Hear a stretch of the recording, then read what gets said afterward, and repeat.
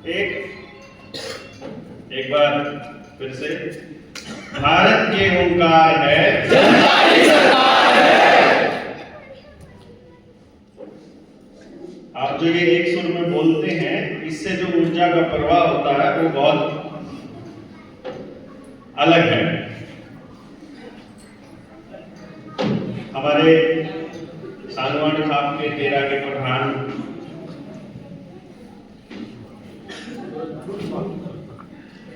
चौधरी सूरज भान सांगवान जी, गांव के सरपंच साहब सांगवान जी और मंच पर आसीन तमाम मेरे बुजुर्ग, यहाँ गांव से आए हुए माताएं, बहनें और बुजुर्ग साथियों, नौजवान साथियों, बच्चों, मैं आज की इस बात के जरिए बेसिकली अपने मोर्चे के बारे में कुछ बात इस समाज को बताना चाहता हूं और आपसे एक बात की गुजारिश करूंगा कि दादा सूरज भान हमारे को बाद में बताएंगे कि बच्चों ये काम जो कर रहे हो इसमें क्या सुधार की गुंजाइश है, कुछ गलत कर लिया है तो इसको ठीक कर लो और नहीं तो इसको कंटिन्यू करो और फिर हमें आशीर्वाद देंगे। आप सब लोगों को भी ये देखना है कि एक मौका है पूरे देश के सारे वर्गों तक अपनी बात पहुंचाने का। इस मंच के माध्यम से नेताजी के इस जन्मोत्सव पर जब हम इकट्ठा हुए तो हमारे सामने एक मौका है कि उनको याद करते हुए अपने आने वाले समय की अपनी दिशा, अपना रास्ता हम तय कर सकते हैं कि नहीं कर सकते। शहीदों के कभी सम्मान में, उनके जन्मोत्सव पे या कभी उनके शहीदी दिवस पर हम लोग इकट्ठा होते रहते हैं, भाषण देते हैं कि उनके सपनों का भारत बनाने के लिए फिर से संकल्प लेंगे, फिर घर जाकर के भूल जाते हैं। मैं आपसे गुजारिश करूंगा कि ये समय अब भूलने का नहीं है, ये समय अब इस बात को यहीं पर छोड़कर जाने का नहीं है, बल्कि जितने भी लोगों से जो बातें आपने अभी तक पाई हैं उनको लेकर के आगे काम करने का शुरुआत यदि आप सोचो तो वो करने का एक समय है। जो भी बात मैं बोलूंगा वो किसी तथ्य को किसी दूसरे तथ्य से जोड़ते हुए बोलूंगा और इसलिए आज के इस कार्यक्रम की प्रासंगिकता आपको समझ में आएगी कि क्यों हमने ये दिन चुना ये सब बातें करने के लिए। ये किताब जिसका जिक्र अभी साथी कर रहे थे, रुपया मूल्य का मापक या शोषण का साधन, घनश्याम वर्मा जी ने अपने रिसर्च, जो पुराने लोगों ने रिसर्च की थी उसके दम पर इसके लेखक हैं। मुझे इसका सह लेखक उन लोग उन्होंने बनाया। इसमें जब इसको लिखते समय पुणे की आरबीआई के आर्काइव से जो हम दस्तावेज लेकर आए, उन दस्तावेजों के आधार पर जो वित्त मंत्रालय ने हमको लिख कर दिया उसके आधार पर मैं आपको कुछ बात बताने जा रहा हूं। आपके बच्चों का जीवन सीधा सीधा इस बात से जुड़ा हुआ है जो आज हम करने वाले हैं और आपको ये तय करना है कि ऐसे ही चलते रहे या थोड़ी सी और गति बढ़ानी पड़ेगी। यदि लगे कि रास्ता भटक गया है समाज, तो एटलीस्ट गली में खड़ा होकर चिल्ला तो सकते ही हैं कि भाई गलत रास्ते जा रहे हो, गलत रास्ते जा रहे हो, गलत रास्ते जा रहे हो। जिसको समझ में आ जाए एक पल के लिए रुककर सोचेगा तो सही रास्ते पर जाने की बात तो तब होगी जब समाज ये मान लेगा कि गलत रास्ते पर है। वरना ये इत्तेफाक नहीं हो सकता कि हर घर में बीमारी, हर घर में डिप्रेशन, हर घर में झगड़ा, हर घर में विस्थापन, हर कोई गांव छोड़कर भागना चाह रहा है। शहर में किसी के लिए जगह मिल नहीं रही है, भाईचारे के लिए जगह बची नहीं है, राजनीतिक तंत्र हावी होता जा रहा है, प्राइवेट कंपनियां बिल्कुल घरों तक घुस गई हैं, घरों के बिल्कुल एक एक चीज उनके हिसाब से चल रही है। तो ये इत्तेफाक नहीं हो सकता, ये किसी बहुत बड़े गेम प्लान का हिस्सा हो सकता है, वरना ऐसे कैसे होगा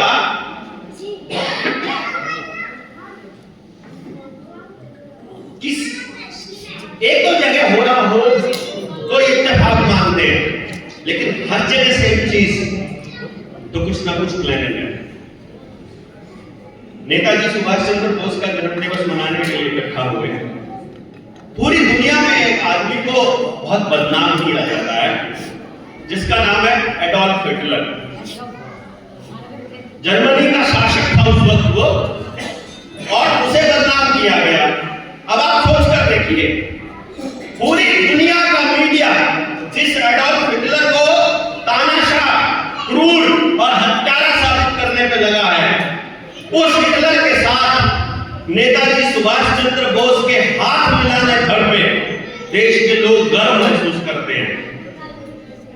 कॉन्ट्राडिक्टरी नहीं लगता, विरोधाभासी नहीं लगता कि जनतंत्र का पक्षधर व्यक्ति जो अंग्रेजों से आजाद करवाना चाहता है, वो ऐसे व्यक्ति के पास जाकर के बात कर रहा है जिसको दुनिया तानाशाह बोल रही है। फिर समझ में आता है खेल क्या था।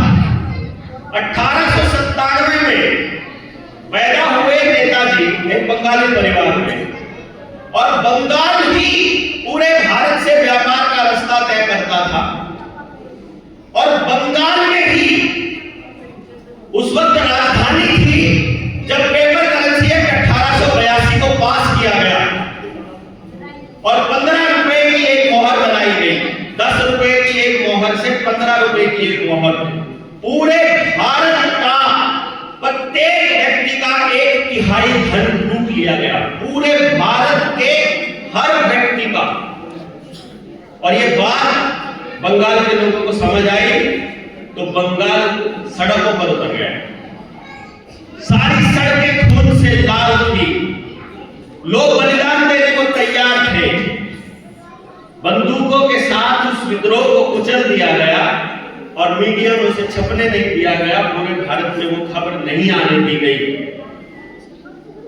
तो किसी वक्त किसी टाइम किसी बुजुर्ग ने, डॉक्टर भोग सिंह जैसे व्यक्ति ने, विद्वान व्यक्ति ने बताया होगा नेताजी को कि तुम्हारे बंगाल से ही शुरुआत हुई थी इस देश की लूट की, जब अंग्रेजों ने पेपर करेंसी छापनी चालू की। तब नेताजी ने यह समझ में आने के बाद ये निर्णय लिया होगा कि ये पेपर करेंसी खत्म करनी पड़ेगी।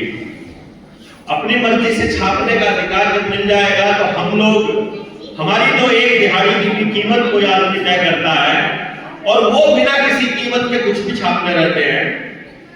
तब जाकर उस रुपए को समझने के लिए उस हिटलर से मिलने की तैयारी की थी जिस हिटलर ने अपना जर्मनी का रुपया छापा था, जिसने अमेरिका को आंख दिखा दी थी, जिसने अमेरिका को आंख दिखाई थी कि तुम्हारा डॉलर राज नहीं चलेगा।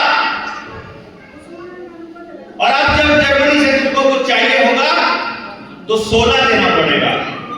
और ये काम जिसने भी किया है, सद्दाम हुसैन, जनरल गद्दाफी, परवेज मुशर्रफ और इससे पहले के तमाम लोग, जिसने भी अमेरिका के डॉलर को चैलेंज दिया, उन लोगों को बदनाम करके, बर्बाद करके, युद्ध अपराधी घोषित करके यही किया। 2019 में वेनेजुएला का यही हाल हुआ था। 10 लाख रुपए का नोट छापने वाला पहला देश बना पूरी दुनिया का। 10 लाख रुपए का नोट छापने वाला, और 10 लाख रुपए में कितना अनाज मिलता था मालूम है? आधा किलो चावल। 10 लाख रुपए में आधा किलो चावल, यानी 20 लाख रुपए किलो चावल मिलना चालू हुआ तो वेनेजुएला के लोगों को समझ में आया कि ये तो गड़बड़ हो गई। तो वेनेजुएला के राष्ट्रपति ने प्लान किया कि अब हम अपनी सोना आधारित करेंसी चालू करेंगे और डॉलर के ऊपर की निर्भरता को खत्म करेंगे। इसको खत्म किए बिना वेनेजुएला को नहीं बचाया जा सकता। और जिस दिन वो राष्ट्रपति ये काम करता है, उसी दिन उसके देश के अंदर एक अटैक होता है वहां अमेरिका की सेना आती है और उसको उठा करके ले जाती है। देखा होगा ना, प्रधानमंत्री था कि राष्ट्रपति था?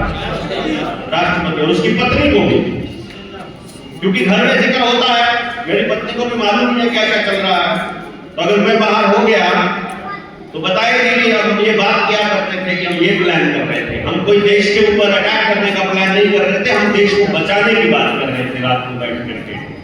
तो देश को मालूम पड़ेगा कि चर्चा क्या चल रही थी। इसलिए ये बताना जरूरी है कि देश की चर्चा कहां जा रही है। आपके बच्चों का भविष्य निर्भर करेगा इस बात के ऊपर कि आप इस बात को समझने के लिए तैयार हैं कि नहीं है। तीसरे विश्व युद्ध की तैयारी चल रही है, वो लोग तैयारी करके बैठे हैं। पहले के विश्व युद्धों का आपको क्या असर दिखाई देता है? आपको अखबारों में, टेलीविजन में, मीडिया में, किताबों में पढ़ाया गया है, सब झूठ है, सबका सब झूठ है। इस किताब के अंदर एक्सप्लेन किया हुआ है हमने, और उसके बेसिस पर मैं आपको कुछ आंकड़े दे रहा हूं। आज से 2026 साल पहले इस भारत में इतना रुपया, इतना धन, इतना अनाज, इतनी समृद्धि है कि पूरी दुनिया में वो पहले नंबर पर आता है। पूरी दुनिया में जीडीपी में, एक्सपोर्ट में, उत्पादन में, हर चीज के उत्पादन में पहले नंबर पर आता है। उसकी लड़ाई चाइना के साथ है। पूरी दुनिया का 48% तक का एक्सपोर्ट अकेला भारत कर रहा है।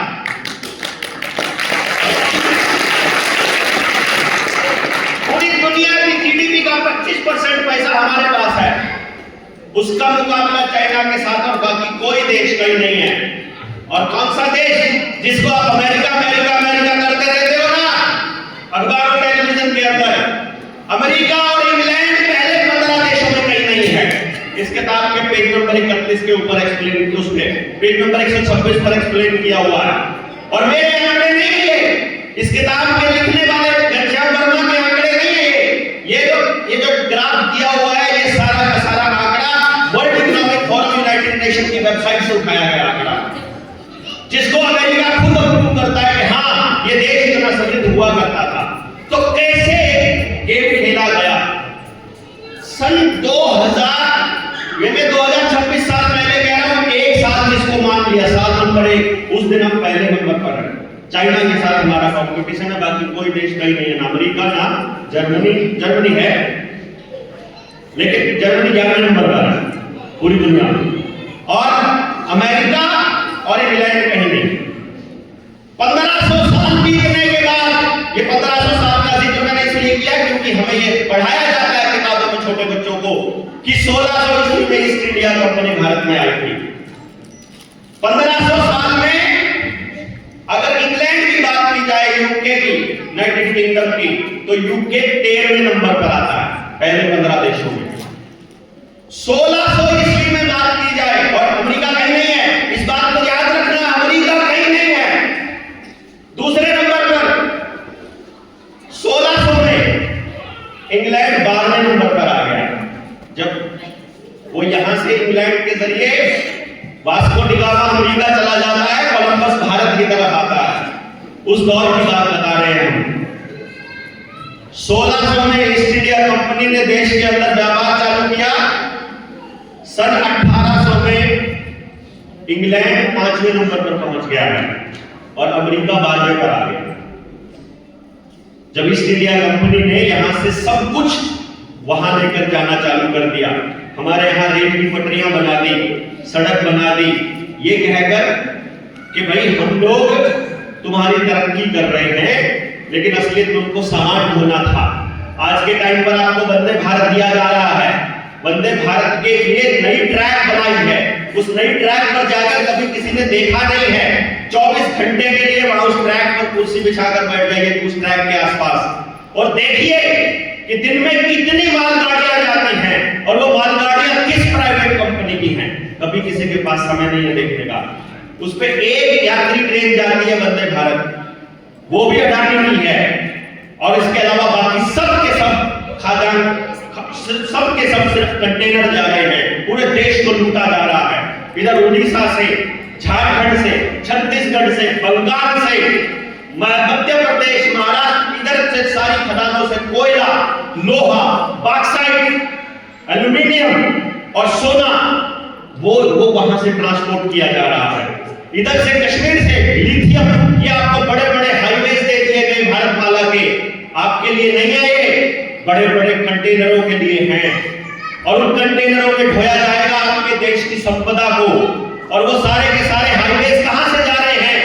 वो वंदे भारत की पटरी किसके बीच में से जा रही है? अंबानी अडानी के साइलों में से जा रही है, जहां उनके खदान है उनके बीच में से।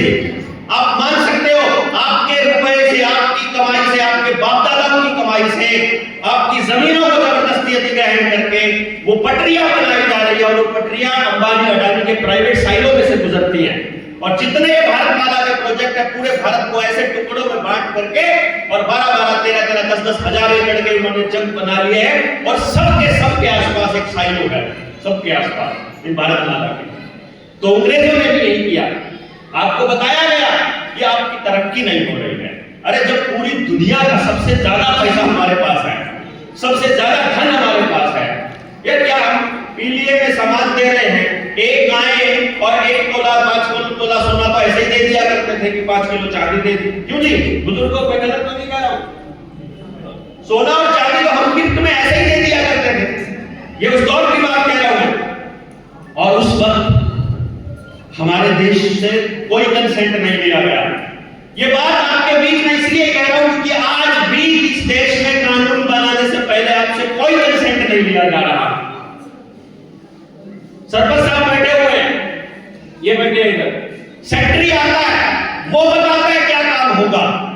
जो गांव कह रहा है वो काम करने की इनके पास पावर नहीं है। क्यों जी?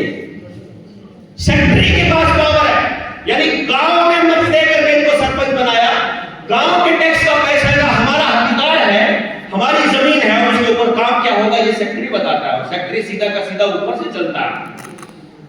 अब सोच कर देखिए, आपका एमएलए, आपका एमपी आपने नहीं चुना हुआ, वो एक पॉलिटिकल पार्टी जो किसी ना किसी बिजनेसमैन की रखैल है, उस पार्टी का एक नुमाइंदा, वो अपना नुमाइंदा चुनकर भेजते हैं।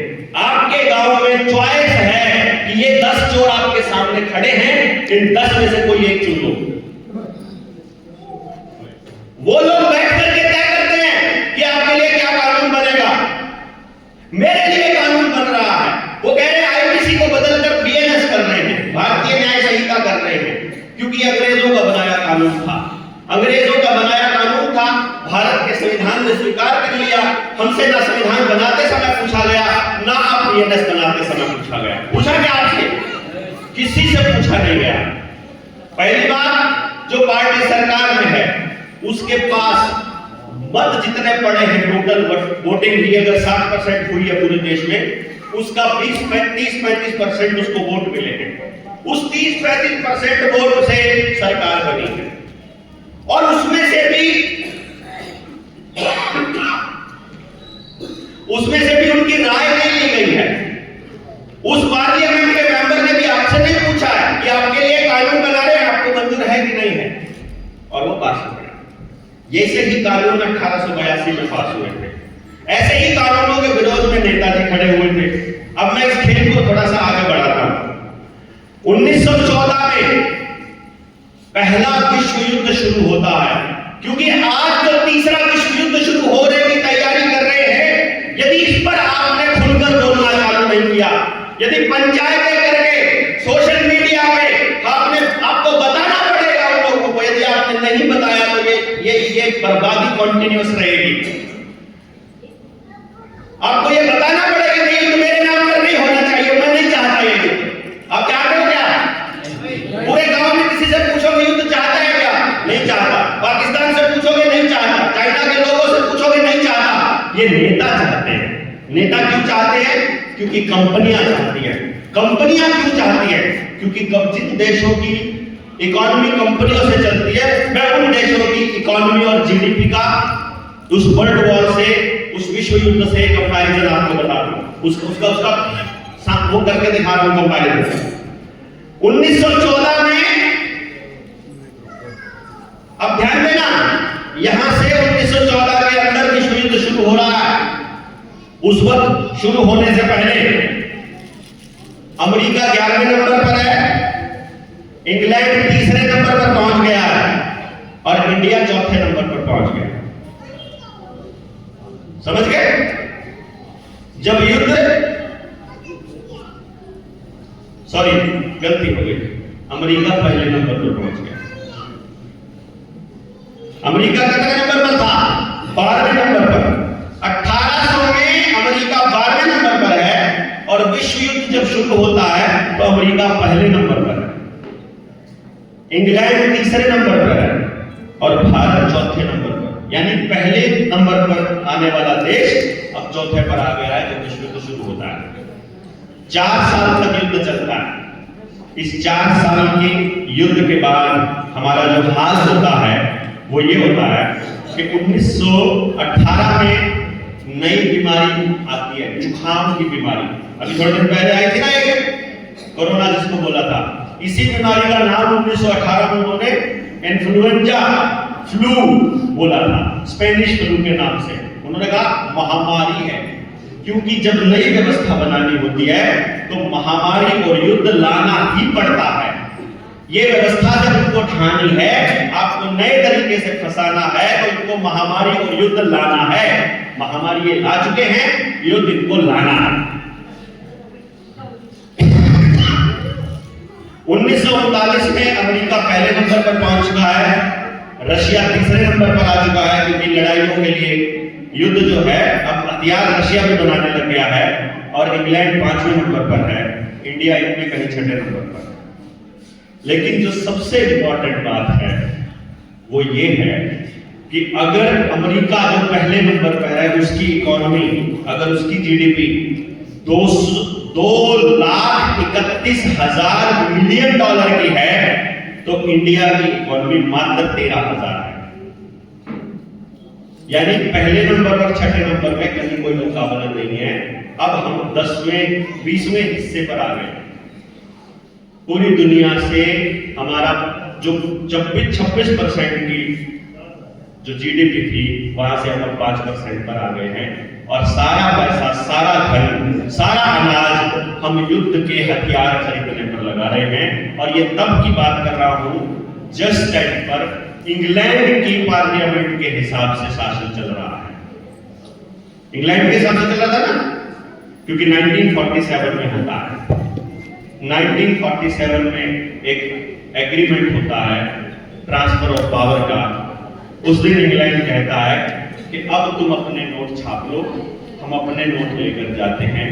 और उस एक रात में इस लूट को समझिएगा कि आज हम यहां खड़े हैं 23 जनवरी को, जयंती समारोह है ये दो शख्सियत का या दो घटनाओं का। पहला नेताजी सुभाष चंद्र बोस का भी, और दूसरा आज जनता सरकार मोर्चा का भी चौथा जयंती समारोह है। 4 साल हमारे हो गए। यानी एक रात पहले अगर हमारे पास इतना सारा सामान हो और अगले दिन सारा गायब हो जाए तो उस भारत की परिकल्पना को मैं आपको बता रहा हूं।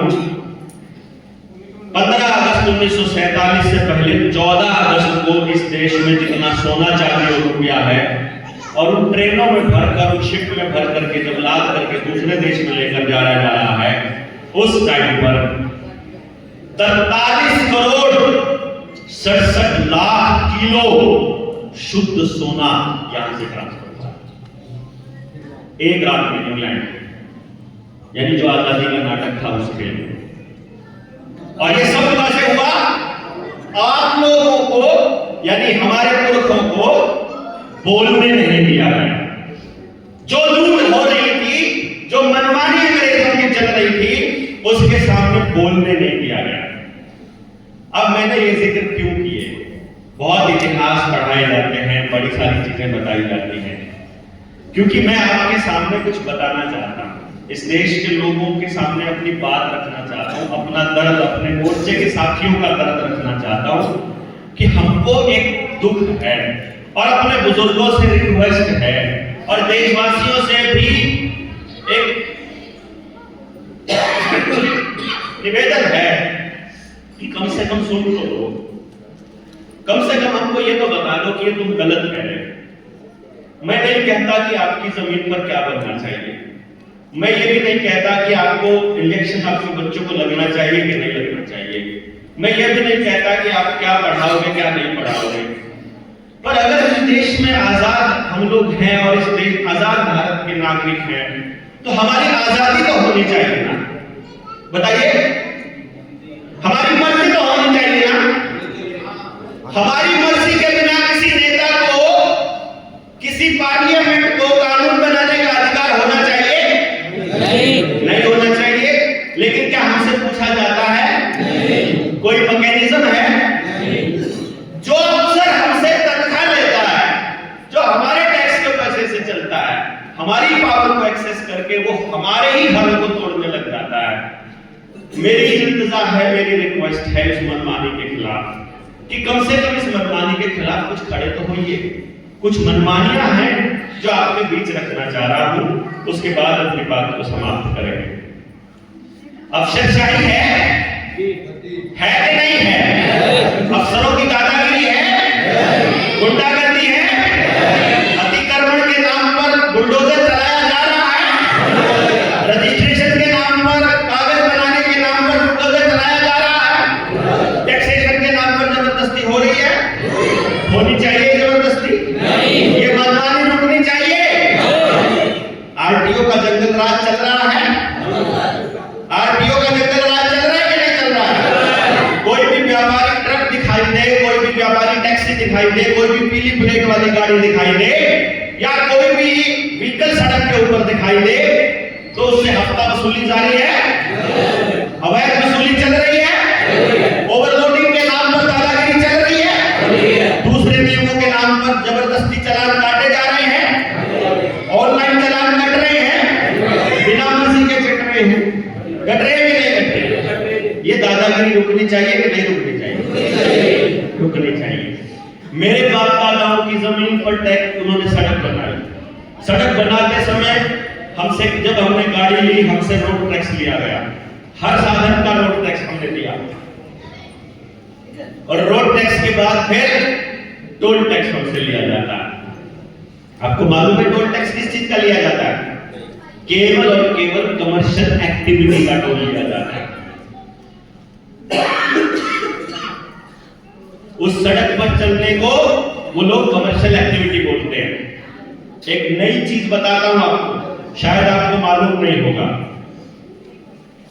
ये सड़क को इंग्लैंड की पार्लियामेंट अपनी मलकियत मानती है, क्योंकि वो ये कहते हैं, आप कोई मकान लेते हो और उस पे यदि लोन ले लिया आपने, तो कागजात उस लोन के ऊपर वाले बिल्डिंग के लिए जाते हैं या जमीन के लिए जाते हैं?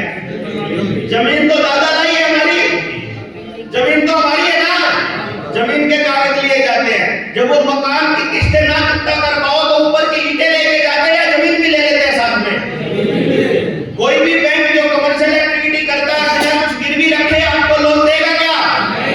तो अमेरिका वर्ल्ड बैंक से जब सरकार, ये भारत की पार्लियामेंट जब लोन लेती है तो बिना कुछ गिरवी रखे लोन देगी क्या? आपके गांव में जितनी सड़कें बन रही हैं, पुरानी खड़ों से तोड़ करके इंटरलॉकिंग वाली जितने ईंटें लगाई गई, जितना पत्थर बिछाया गया, जितना सीमेंट बिछाया गया, आपकी गांव की सड़कों को नीलाम करके बनाया गया है, उनको गिरवी रख के बनाया गया है। आपको मालूम ही नहीं है? आपको यह भी नहीं मालूम है कि आपके गांव के, आपके पुरखों ने जो जमीनें अपनी मर्जी से दान दी थी सामूहिक कार्य के लिए कि मेरे गांव के लिए इस्तेमाल होंगे, वो सरकारी अस्पताल की, वो सामुदायिक अस्पताल की जमीन, वो स्कूल की जमीन, वो जोड़ की, बड़ी की, हमारे शामलाट की, गौचरान की, मंदिर की, चौपाल की, सारी जमीनें सरकार अपने नाम कर चुकी है। ये सरपंच साहब बैठे, गलत तो नहीं कह रहे थे, सबके सब अपने नाम कर चुकी है। वो जमीनें आपके बाप दादाओं की जमीनें थी, वो अपने नाम पे कैसे कर ली उन्होंने?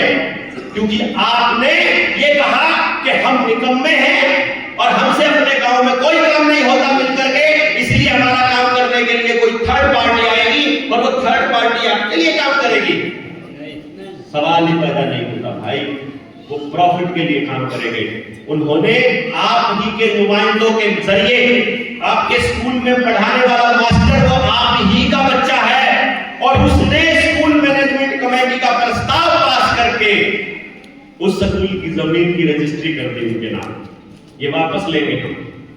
भारत के अंदर जितनी भी जमीनें भारत के लोगों की थी, जिनको इन कॉर्पोरेशंस ने, सरकारों ने अपने नाम पे कर लिया है, क्या ये जमीनें वापस लेनी चाहिए? हम ये गलत तो नहीं कर रहे हैं। ये जमीनों को वापस अधिकार के लिए हम लोगों को एक मुहिम शुरू करनी पड़ेगी।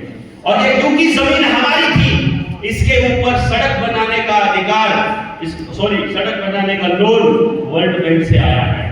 तो वर्ल्ड बैंक ने वो जमीन अपने नाम पे गिरवी रखी है। तो वो जमीनें जो आपसे अधिग्रहण कर दिया जा रहा है, वो जमीनें वर्ल्ड बैंक के पास गिरवी रखी जा रही है। तो आपका चालान केवल तब होगा, और चालान में जो पैसा है कहां जमा हो रहा है मालूम है आपको? मंत्रालय कहीं नहीं जमा हो रहा। नए कॉर्पोरेशन बन गए हैं, स्मार्ट सिटी प्राइवेट लिमिटेड के नाम से नए खाते खुल गए हैं। भारत की ट्रेजरी में पैसा जमा नहीं होता, अब सीधा सारा पैसा प्राइवेट कंपनियों को जा रहा है, क्योंकि वो सड़कें अब प्राइवेट कंपनियों की मलकियत बन गई है। एक एक्सपेरिमेंट करके देखना, आगे पुलिस वाला चालान के लिए बैरियर लगा के खड़ा हो, बैरियर लगाते हो तो अगर लगा के खड़ा हो, ना लगा के खड़ा हो, वैसे भी खड़ा हो, अपनी बाइक को सड़क से नीचे उतार देना, ठीक है? और सब बाइक से उतर जाना, चालान नहीं कर सकता हो। पता आपको ये बात?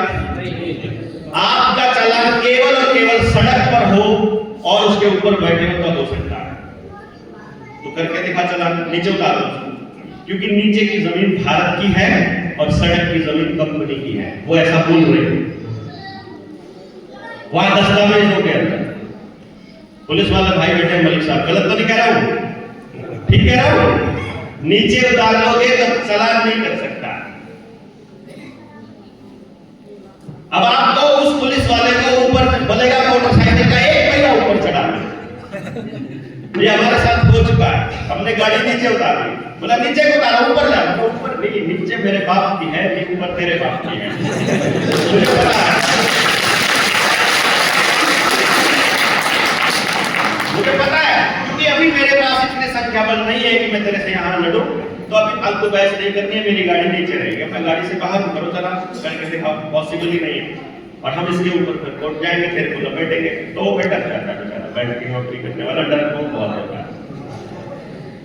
टोल के नाम पर गुंडागर्दी हो रही है, बंद होनी चाहिए। चलो अब वो देना चाहता है, मैं कह रहा हूं कि देना चाहता है। आप कह रहे हो कि सुविधा अगर होगी तो शुल्क आपको देना पड़ेगा, कोई बात नहीं, इसका हिसाब किताब भी बहुत जल्दी करेंगे हम। फास्टैग आपने नहीं लगाया है तो कह रहा है डबल लगेगा। फास्टैग भी उसी गाड़ी का लगाना पड़ेगा, दूसरा फास्टैग नहीं चलेगा। टोल की अवधि समाप्त हो गई है, टोल के ऊपर टोल लगा दो, 5 साल में पैसे पूरे कर लेंगे, लेकिन टोल चल रहा है 15 साल से। सड़क बनाने में खर्चा हुआ था 600 करोड़ रुपया और उस टोल ने वहां कमा लिया 2000 करोड़ रुपया, और वो चल रहा है कंटिन्यूअसली। और हम में से किसी के पास आरटीआई डालने का समय नहीं है, देश के पास अपनी सुविधाओं को, अपने संसाधनों को बचाने का कोई समय नहीं है। ये गुंडागर्दी रुकनी चाहिए कि नहीं रुकनी चाहिए? रुकनी चाहिए। इस प्रॉफिट में जिसकी जमीन थी उसका हिस्सा होना चाहिए। किसान की जमीन जो एक्वायर करी थी, इस बात को ध्यान दीजिएगा। मैं जितनी हाई टेंशन वायर जा रही हैं, जितनी सड़कें जा रही हैं, जो भी ये पार्लियामेंट में बैठे गुंडे प्रस्ताव पास करके पब्लिक प्राइवेट पार्टनरशिप के नाम पर जितनी जमीनों को एक्वायर कर रहे हैं, मैं किसानों को 2 बातें बोलता हूं सिर्फ कि भाई अगर ज्ञान हो, अगर समझ हो तो मेरी 2 बात मान लो। पहली बात, भारत के नागरिक यदि हो तो कंपनी को बोलो मुझे भारतीय रुपया चाहिए मुआवजे में। क्या चाहिए? भारतीय रुपया। हमें इंग्लैंड की शाखा के आरबीआई के नोट नहीं चाहिए, क्योंकि इस नोट के ऊपर लिखा है मैं भारत को 100 रुपए अदा करने का वचन देता हूं। ये नोट नकली है, खड़े होकर बोल रहे हैं हम, इसीलिए नोट बंद कर रहे हैं ये। और अगर इसका सबूत आपको जानना है, इस देश में जहां जहां लोग इस आवाज को सुन रहे हैं, एक काम कर दो बस, खाली अपने अपने गांव के, अपने आसपास के या जहां आपका खाता है उस बैंक में जाकर एक 100 रुपए का नोट जमा करके आरबीआई के गवर्नर के नाम उस बैंक मैनेजर के सिग्नेचर करके रिसीविंग ले लो और उस कागज पे लिख दो कि मैं गवर्नर के वादे के अनुसार इस 100 रुपए के नोट के बदले अपने 100 रुपए लेना चाहता हूं। लिखा है ना, मैं धारक को 10 चाय देने का वादा करता हूं, मैं धारक को 10 किलो आम देने का वादा करता हूं, मैं धारक को 100 रुपए अदा करने का वचन देता हूं। वचन दिया हुआ ना, 100 रुपए मांगने का अधिकार तो हमको होगा ना। अरे पर मांग तो लो। वो बोलेगा 100 रुपए के 1-1 रुपए के सिक्के दे दे, सिक्का लीगल टेंडर है। 1-1 रुपए के नोट दे दे, नोट लीगल टेंडर है।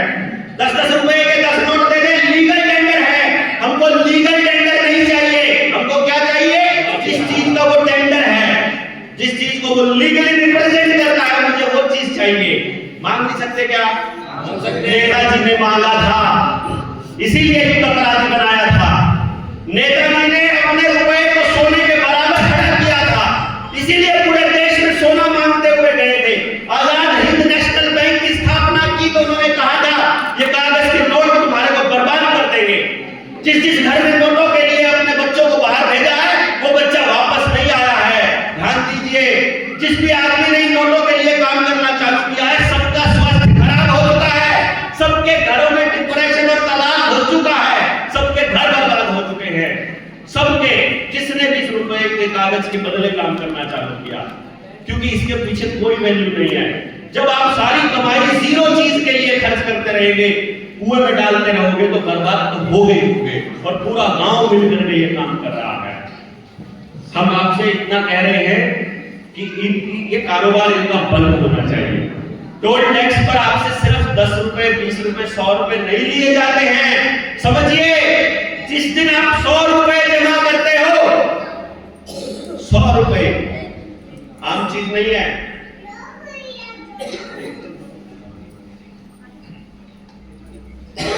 हमारा सुनार बैठा है कहां? 1 रुपया कितने का है? 13 प्लस का 10,000 प्लस। 1 रुपया 10,000 प्लस का। देखो कितने कमाल की बात है। भारत का 1 रुपया और बैंकों के 10,000 रुपए के नोट बराबर हैं। जब आप जमा करते हो अपनी कमाई और बैंक से निकालते हो छपे हुए, आपके साथ लूट क्या हो रही है कि जब आप बैंक में 100 रुपए जमा करते हो तो बैंक 10 लाख रुपए छाप लेके और उद्योगपति को दे देता है। यानी आप हर ट्रांजैक्शन में 10,000 गुना गरीब हो रहे हो, हर ट्रांजैक्शन में। तो जब आप किसी टोल टैक्स पर 100 रुपए देते हो, अपने फास्टैग से कटवाते हो, उसी टाइम वो उद्योगपति को 10 लाख रुपए छाप कर दे देता है। सोचो कितने हजारों करोड़ रुपया दिन का इकट्ठा होता है, तो कितने लाख करोड़ रुपए वो उद्योगपतियों को छाप छाप के दे रहे हैं। तो कल को आपकी जमीन का रेट वो 5 करोड़ कर दे या 10 करोड़ कर दे, उनको कोई फर्क पड़ने वाला है क्या? वो तो छाप के लिए भी आते हैं, उनको कोई दिक्कत नहीं है। उस रुपए की कोई वैल्यू नहीं है। वो वैल्यू वेनेजुएला की तरह इस देश में भी होने वाली है जब 10 लाख रुपए में आधा किलो चावल मिलेगा। लेकिन चलो, हम पहले इसलिए बोल रहे हैं कि भैया जो दिखाई दे रहा है वो आपको बताना जरूरी है। आप मानो ना मानो क्या फर्क पड़ता है, हमने अपना काम ईमानदारी से किया है। जिस दिन समझ आएगा उस दिन तो आप ये लड़ाई लड़ लेना, उस दिन तो अपने रुपए का कोई मान रख लेना, उस दिन तो उसका कोई मानक फिक्स कर लेना। इस देश में सुप्रीम कोर्ट ने 2011 में एक निर्णय दिया था और इस देश के लोगों को उस निर्णय की अनुपालना करने के लिए दिन रात एक कर देना चाहिए। वो निर्णय ये था कि कहीं भी खदान में जो भी निकलता है, चाहे कोयला है, पत्थर है, लोहा है, लिथियम है, बॉक्साइट है या कोई और धातु, कॉपर है, कुछ भी है, वो देश की जनता का। ये सुप्रीम कोर्ट का आदेश है। देश की जनता का मतलब है वहां से जो प्रॉफिट है वो देश की जनता का होना चाहिए या टेंडर देश की जनता का होना चाहिए? प्रॉफिट होना चाहिए भैया, प्रॉफिट। क्योंकि देश की ट्रेजरी में पैसा बहुत थोड़ा जमा हो रहा है। यानी अगर 1,000 रुपया उनको कमाना होता है तो वो मात्र 10 पैसे या 20 पैसे जमा कर रहे हैं ट्रेजरी में। लाखों गुना की लूट हर माइनिंग के साथ हो रही है। आपके आसपास भी कोई पहाड़ होगा जरूर, है ना? यहाँ कल्याणा के आसपास भी था ना पहाड़, जोधपुर में भी है। सारे गांव की अर्थव्यवस्था, आसपास के गांव की अर्थव्यवस्था वहां से चलती होती थी, जहां से भी चलती थी, क्योंकि हमारे बुजुर्गों ने जो गांव बसाने का जो डिजाइन बनाया था वो ऐसा बनाया था कि वहां जीवन यापन के लिए कोई ना कोई स्किल के लिए कुछ उपलब्ध हो, नहीं तो खेती करने के लिए हो या कोई भी माइनिंग से हो या कोई खनिज पदार्थ निकलते हो, कोई भी ऐसी प्राकृतिक संपदा हमारे पास हो जिसके दम पर हम जीवित रह सकें। लेकिन वो सब की सब हमने कंपनियों को दे दी। तो जो सरकार में बैठे या पार्लियामेंट में बैठे गुंडे हैं, उनकी मनमानी रुकनी चाहिए कि नहीं रुकनी चाहिए? वो जो पैसा है वो देश की जनता का है कि कंपनियों का है? कभी पुलिस वालों से वास्ता पड़ा है थाने में एफआईआर लिखवाने का? आप खड़ा करिएगा किसी का पड़ा हो, आसानी से लिख देते हैं कि टेढ़ा काम है, बहुत टेढ़ा काम है, टेढ़ा काम है, बहुत टेढ़ा। अब आप बताइए, जो उनका काम है कि अंदर घुसते ही आपकी शिकायत को दर्ज करने का, और उस पर भी यदि आपको मुशक्कत करनी पड़ती है, तो उनकी ये गुंडागर्दी रुकनी चाहिए। आरटीआई के जवाब में वो जो गुंडागर्दी कर रहे हैं वो रुकनी चाहिए। बैंकों के लिए जो कब्जा दिलवाने का काम पुलिस वाले कर रहे हैं वो रुकना चाहिए। किसी को भी हिरासत में डालने का जो अब नया फरमान जारी कर दिया है बीएनएस में, पहले होता था कि 14 दिन की न्यायिक हिरासत में पहले भेज दिया जाता था। अब आपको शायद नहीं पता है, बीएनएस में इस तरह का अरेंजमेंट हो गया है, यदि जिसने उसको गिरफ्तार किया है वो डिनाई कर दे बेल को, तो 90 दिन तक वैसे ही अंदर से बाहर ना आए। ठीक है ना? बिनाई चाहे वो फिर बाद में बेकसूर साबित हो जाए, 90 दिन तक पुलिस वालों की गुंडागर्दी चले। यानी उसकी मर्जी है कि कौन बाहर आएगा कौन नहीं आएगा। मैं ये नहीं कह रहा हूं कि सबके सब पुलिस वाले ये काम कर रहे हैं, लेकिन मैं ये कह रहा हूं कि जब आप अपना मकान बनाते समय इस बात का ध्यान रखते हैं कि क्या पता कभी 50 साल बाद बाढ़ आ जाए, इसलिए थोड़ी हाइट पर बना लेते हैं।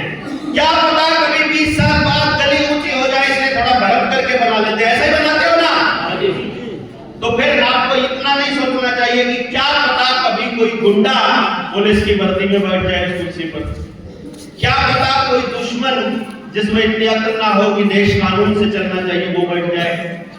लेकिन नहीं, कोई बात नहीं, चालान काटना है, हिरासत में लेना है, डराना धमकाना है, उल्टा लटका के पीट देना है, सीआईए में ले जा करके कूट देना है, ये काम पुलिस वाले कर रहे हैं, रेगुलरली कर रहे हैं।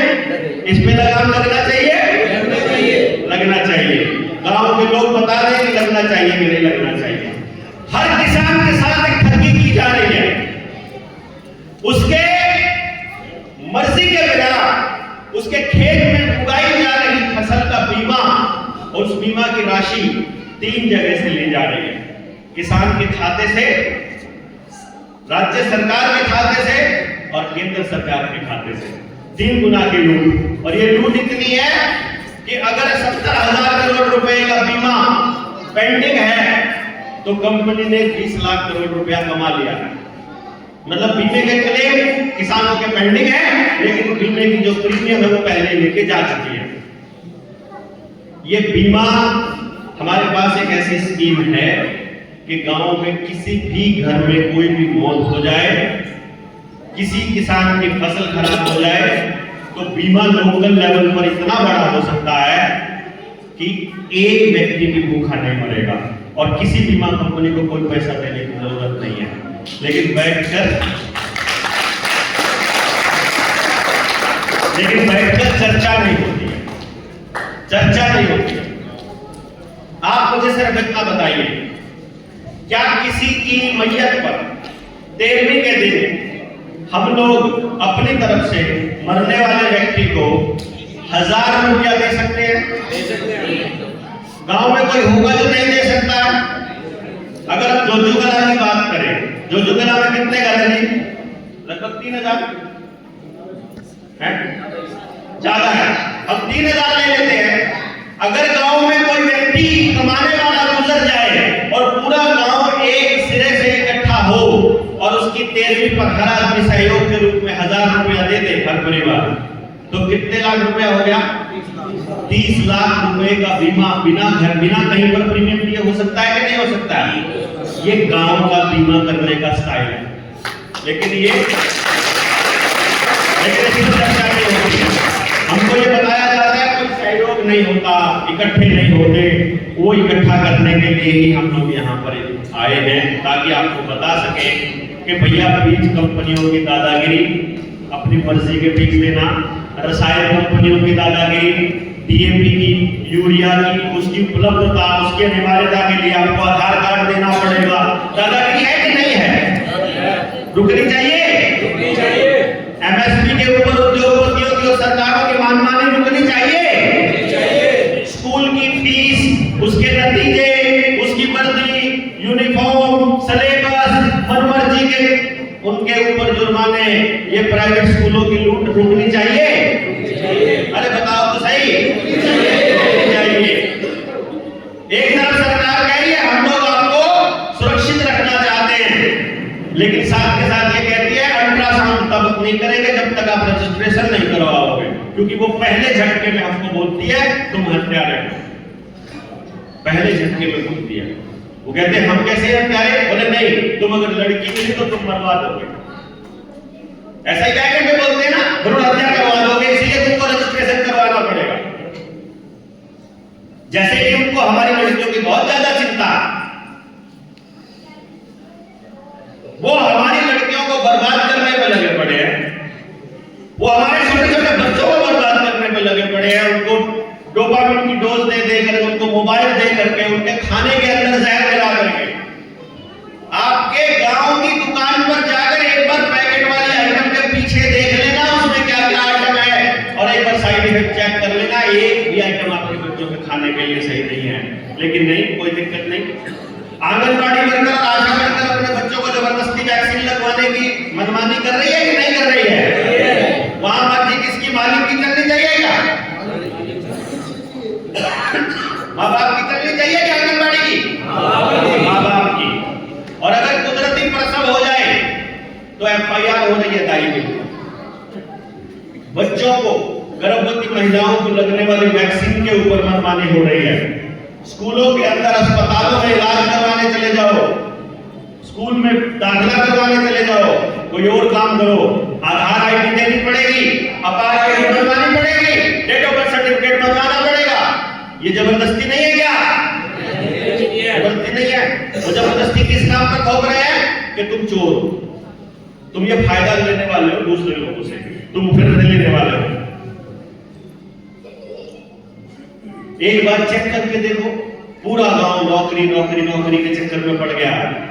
नौकरी की उपलब्धता, जितने बच्चे फॉर्म भरे हैं चेक करके देखोगे, पास का परसेंटेज 0.1% से ऊपर नहीं है। और जो बच्चे फेल हो रहे हैं 99.9% से ज्यादा, उन बच्चों के लिए किसी भी व्यक्ति के पास पूरे सिस्टम के अंदर प्रधानमंत्री है, मुख्यमंत्री है, पार्लियामेंट का मेंबर, लेजिस्लेटिव असेंबली का मेंबर जिसे एमएलए बोलते हैं, जिला पार्षद, कोई काउंसलर, कोई सरपंच, कोई मेंबर, किसी के पास स्कूल के मास्टर प्रिंसिपल या उसके मालिक कोई है स्कीम उस बच्चे के लिए जो फेल हो रहा है? कोई रोड मैप नहीं। बताइए ना। यानी कि जो बच्चे पास नहीं हो पा रहे, जो कि 99.9% है, उन बच्चों के लिए कोई भी प्लानिंग नहीं है इस समाज की। अगर ये नहीं सोचा गया तो वो बारूद बन रहे हैं, वो हमारे घरों में बैठे बैठे नशे के व्यापारी बन जाएंगे, वो सारे घरों को बेच देंगे, सारे घरों को बर्बाद कर देंगे। अभी दूसरे दिन से आए थे हम, 85% युवा नशे की गर्त में जा चुका है।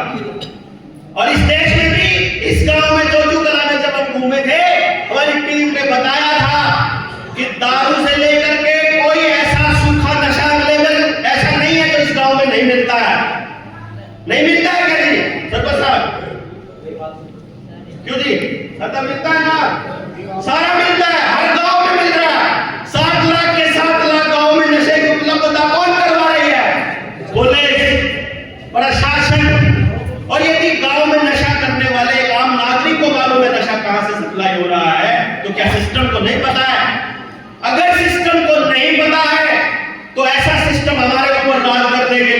नहीं है। रिजेक्ट करना पड़ेगा कि नहीं करना पड़ेगा? बताओ जरा। ऐसा सिस्टम रिजेक्ट करना पड़ेगा जिसको मालूम ही नहीं चलता है कि भाई कहां से नशा हो रहा है, आम नागरिक को मालूम है। और यदि उसे पता है तो इसका मतलब जानबूझकर हमारे बच्चों को बर्बाद किया जा रहा है। गलत कह रहा हूं कि सही कह रहा हूं? और ये बात आपको समझनी पड़ेगी, ये बोलना पड़ेगा कि इस सिस्टम के अंदर बैठे लोग ये चाहते हैं कि आपकी पूरी पीढ़ी नशेड़ी हो जाए। और ये बात आपको बोलनी पड़ेगी बड़े बड़े मंचों से, खुद बोलनी पड़ेगी, अपनी अपनी आईडी से लिखनी पड़ेगी आपको, इनकी विश्वसनीयता बढ़ानी पड़ेगी कि अगर नेता को नहीं पता है ये सब चीजें, आप किसी भी पार्टी के समर्थक हो, किसी भी पार्टी के विरोधी हो, आपके नेता को अगर ये बातें नहीं पता है तो ऐसा व्यक्ति हमारा नेतृत्व करने के काबिल नहीं है। और यदि उसे पता है तो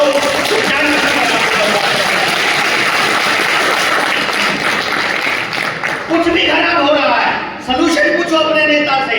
यदि उसके पास समाधान नहीं है तो निकल बाहर, और समाधान है और तुमने नहीं किया तो मतलब तुम आज तक की जवाबदेही दो। इतनी ताकत तुमने कैसे एक्सेस की?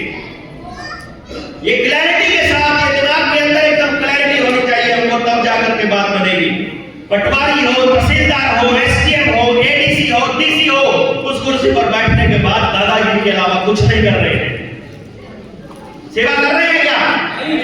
आम नागरिक से मिलने का समय है उनके पास? आम नागरिक की समस्याओं का समाधान करने के लिए उनके पास है हुनर, ताकत है? जब इतने मजबूर लोग वहां पर बैठे हुए तो ऐसे लोगों को निरस्त करना पड़ेगा कि नहीं करना पड़ेगा? उनको निरस्त करके हमको ये बताना पड़ेगा कि मैं इस गांव में अगर रहना चाहता हूं तो कला में,